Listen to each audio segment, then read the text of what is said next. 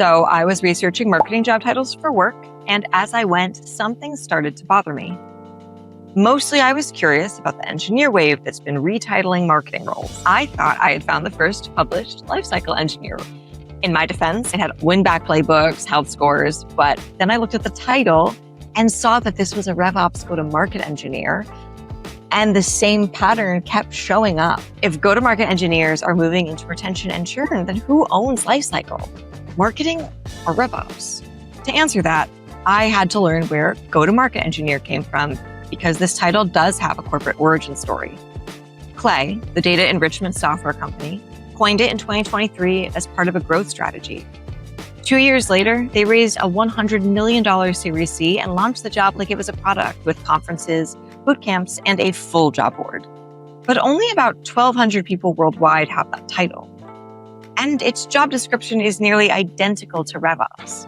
The title and the pay bump are new, but the work isn't. Lifecycle marketing has a history too, and for that, we have to go back around 20 years. It began owning the customer after the sale, from email marketing through the automation era into today's engagement platforms. That's 2 decades of onboarding, retention, expansion, and all the judgment and know-how that comes with owning the customer journey. Today, there are roughly 9,000 open lifecycle jobs on LinkedIn. Lifecycle engineers? Still 0. Again, the pattern bothered me.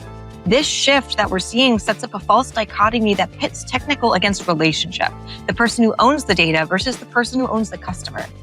Lenley, our senior product manager, helped me understand the appeal. I find myself often noting, wow, some of the smartest people here are over in, sometimes it's marketing ops, sometimes it's RevOps, whatever it might be.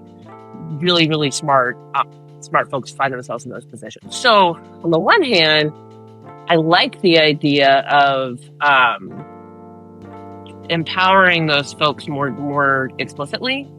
On the other hand, I'm also a big believer in roles being outcome driven and not like channel driven necessarily.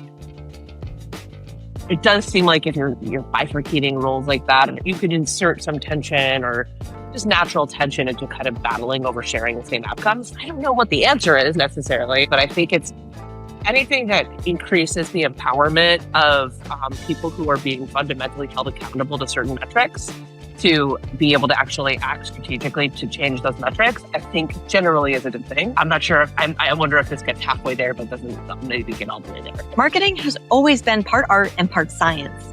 AI happens to be automating those technical parts faster than anything else. But employers keep reaching for technical language to signal value. When you hand the technical layer to whoever runs the AI instead of who understands the customer, you're being led by a dashboard.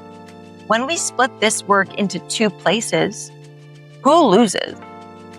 Disproportionately, women. Marketing is 60% women. Engineering is 16%. And titles that carry engineer have a long documented and gendered history. They attract different candidate pools. Miranda Shanahan, a brand consultant, noticed the same thing. Marketing jobs are being rebranded, she says, so boys can do it too. We've seen this pattern before. When growth added a technical layer to marketing work, the roles demographics did shift with it. Once a technical layer gets bolted onto an existing marketing discipline, the role starts being treated as if it's no longer suited for the people, aka the women, already doing it. And in my research across LinkedIn, community surveys, job posting analyses, I could find really in-depth and interesting breakdowns of age, geography, salary, tools that go-to-market engineers use. I could even tell you how many hours they work on average. A lot of hours.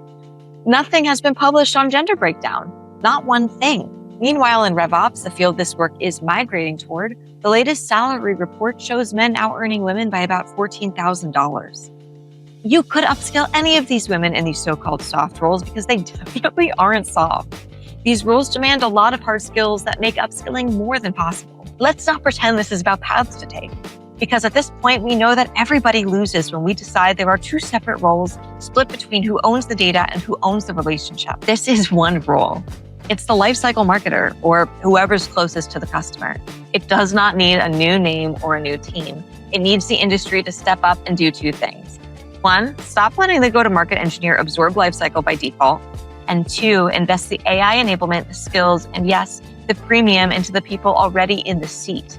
Instead of getting rid of roles, we should add to them to meet this modern moment. The Lifecycle Engineer Manifesto has not been written yet. When it is, the people who built this discipline over 20 years shouldn't be the subjects. They should be the authors. Read the full story on the AppQ's blog, where all of my sources live and more of my thinking. But before that, tell me, who owns your lifecycle? What are you seeing on your team, and where does the responsibility sit? We'll be in the comments responding, and do a follow-up when we have more information. See you next time.